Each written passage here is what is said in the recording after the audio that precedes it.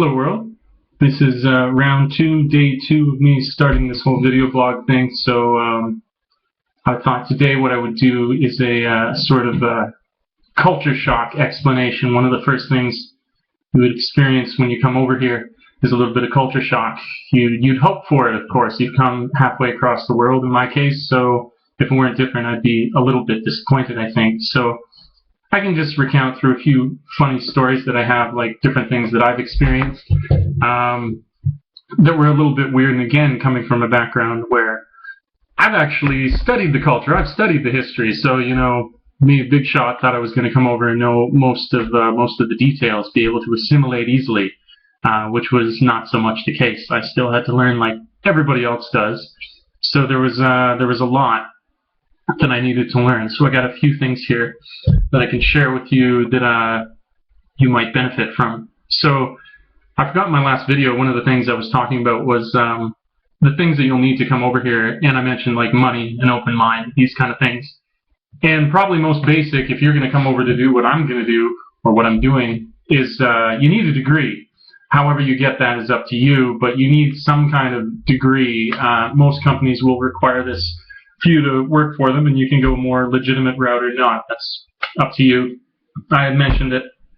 Mine's from a school in Vancouver, so no big deal. But you need a degree. You got to have a degree some way or another. But that's that. I can now move on to some funny stories I can tell you about my experiences here that made me look like an idiot. Now I've kind of learned that assume ignorance. Assume I'm ignorant of something as opposed to that something is wrong.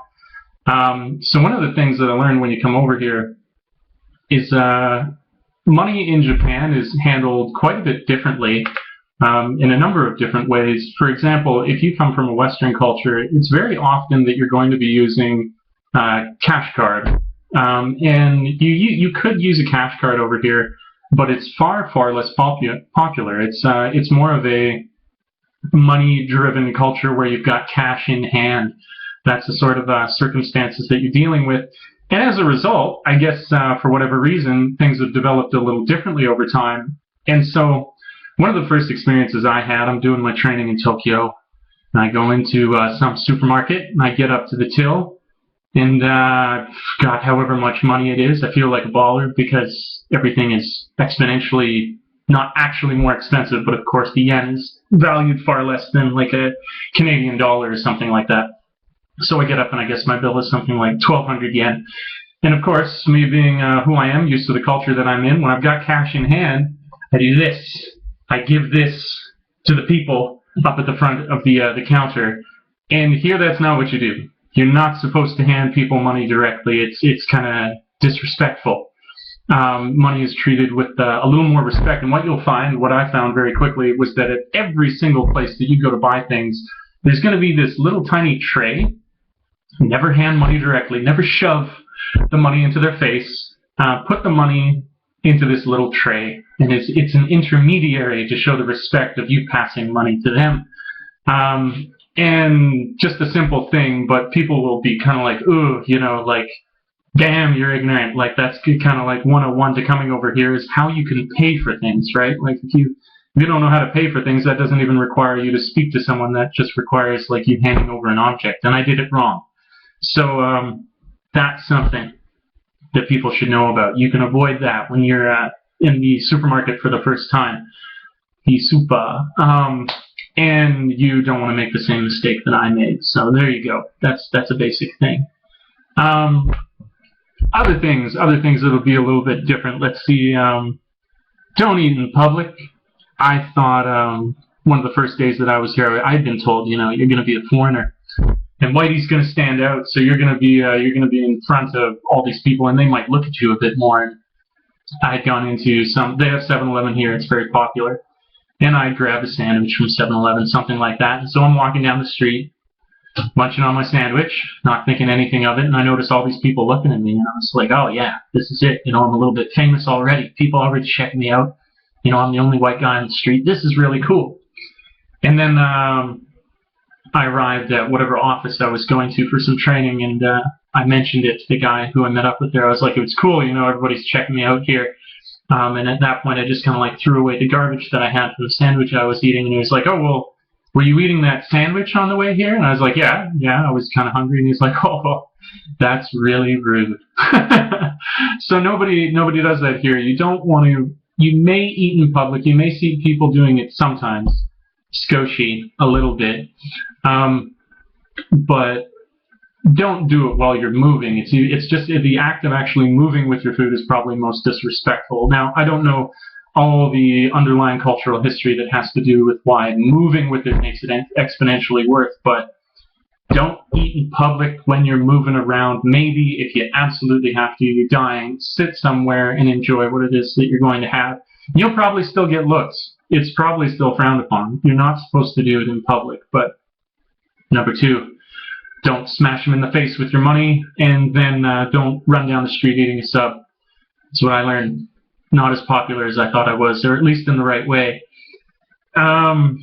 Other things you may experience when you move into your first apartment. So Japanese bathing is very different, very, very different from here. And of course, I moved into my apartment, and it's weird enough that we've got I've got the separation. I've got the shower that's in this own little space cube, and then the bath is next to it. It looks like you could just stand up here and blast water wherever you want. That's what the shower's like. Very strange. And then toilet is in another room. And I noticed that the shower curtain rod was installed halfway back into the shower, and I was like, these crazy people. What are they doing? I know they're small, but I mean, like, regardless of that, you're gonna have your back pressed against the wall if you want to put a curtain across this. So I told my company in a rage, going, they've already drilled this into the wall. How am I supposed to have a shower? This is ridiculous. I need somebody to fix that. And they were like, oh, okay, we'll look into that for you. And then I got a call back, and they say, you realize that whole room is your shower, and that's not a curtain rod at all. That's like where you would hang things later because you have a fan on the ceiling. Ah, okay, I see. So again, I learned that a hard way, where I'm kind of approaching it with anger and frustration, where I should just maybe approach things a little more confidently, with a little more of an open mind to realize that it could just be entirely different. So that's very, very important to realize that when you step into your shower, that whole room that you're in is your shower, and you're not even expected to be in the bath when you shower. You're going to have one of these probably detachable faucets that you can like shower yourself down with, and you just close the door behind you, and it's your little space cube to get clean. There is never actually supposed to be a shower curtain. It just dries out with this fan next to the room that you can turn on later, and your toilet is kept separate. And when you think about this in terms of hygiene, maybe it makes more sense. I was like, I guess where you're going to do your business maybe isn't necessarily where you want to have a shower. So I thought about that when I was at home. I was like, maybe we got it wrong in the West. I don't know. This seems kind of sanitary. So that's a good thing. Don't make that mistake. That's another one. Cool little detail. I mentioned money before. We're always at a loss unless you're one of these people who carries around these little coin roller things at home where you can like save up your coins, go and deposit them at the bank.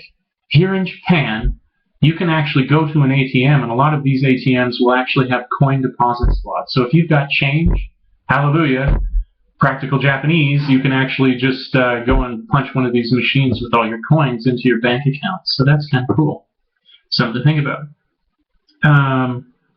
What else? Hand gestures. I'm going to do other videos specifically like regarding a classroom and like behaviors in the class, but basic thing you should know inside a classroom, outside a classroom, is the gesture to tell someone to come towards you. What do you think it is? I would think that it would be something like this. Come towards me. Come here. No. In Japan, it's the exact opposite, and at first I was offended the couple times that somebody did it to me because I misunderstood. Because it's this. It's like they're telling you to go away. But no, this means come towards me. So something you should know, that somebody's not telling you to off if they do that with their hand. They actually want you to approach them. And it's something to do, like this is what you would do to an animal. So you wouldn't do that. You would do something different. So something that looks like you're telling someone to go away. But hey, who am I to judge? Different cultures, again, open mind, all that same thing. So there's that. And then eating practices. This is real basic couple things. You've probably seen this. There's lots of videos that talk about this, but it's very important. If you're eating with your chopsticks, your hashi, something that you never ever want to do is spear your food with your chopsticks. Don't do that. That's a funeral rite. It's something that they'll do at funeral ceremonies, and only then will they spear things with their chopsticks. Also important to know.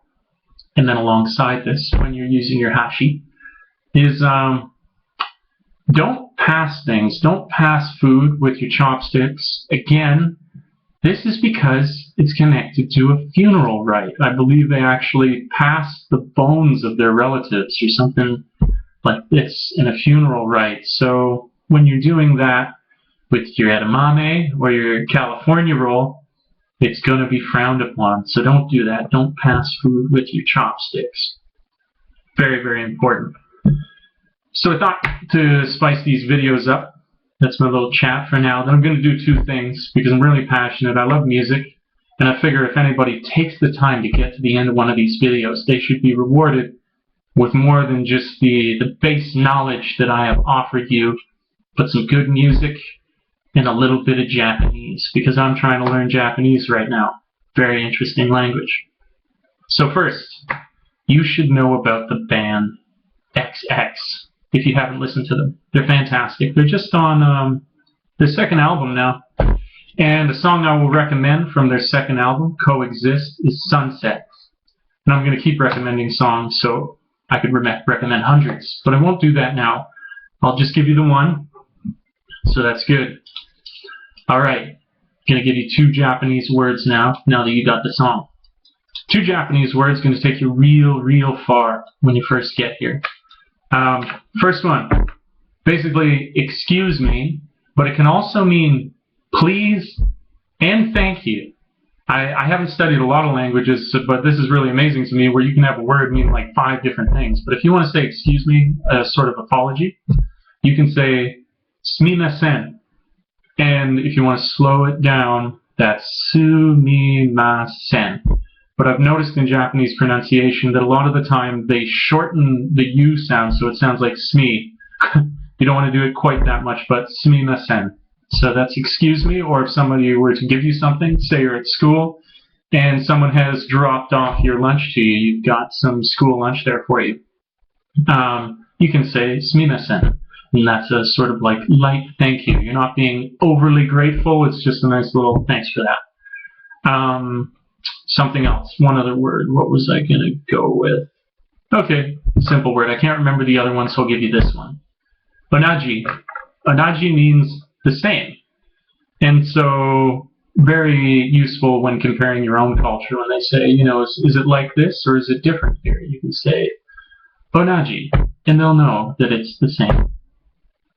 So there it is. This is my first little, I'm going to call this slew of videos, culture shock, because I'm going to try and talk about specifically cultural differences that you might have. So that's it. Like the channel says, thanks for tripping with Dave, and I'll talk to you again soon, world.